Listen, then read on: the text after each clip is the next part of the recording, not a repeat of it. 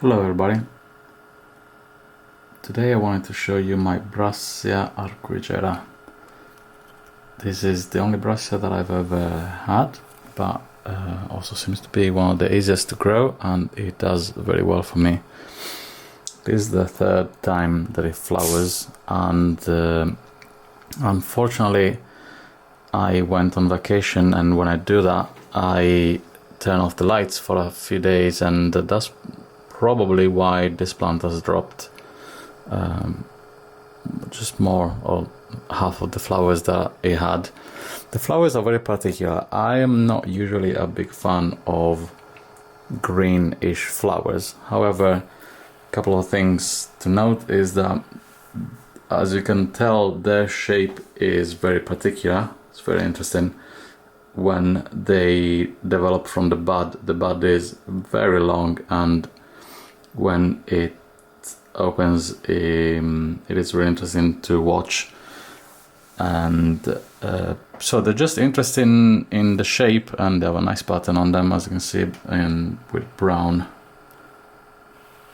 spots. And the other thing that I can show you on a video is the fact that it smells absolutely amazing. This is one of those plants that even when my greenhouse is closed, I'll be able to smell it from outside of the greenhouse.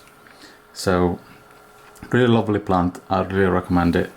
This is where it sits in my greenhouse, and as you can see, it is not too far from the light, so it gets a fair amount of it.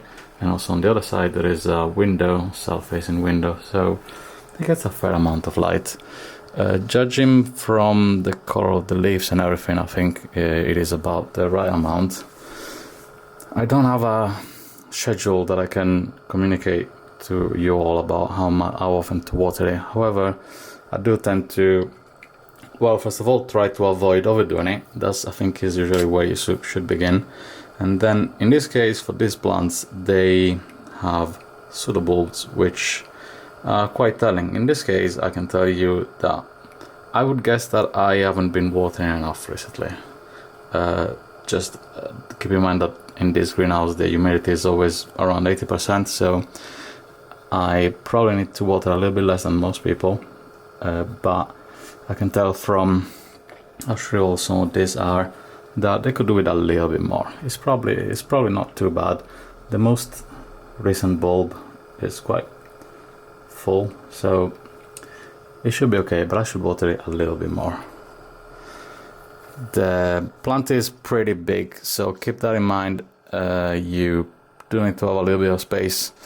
The flower spike is not terribly long, but you know, when you put the size of the plant and the size of the flowers, actually, each of them is bigger than my hand. Obviously very elongated, but still.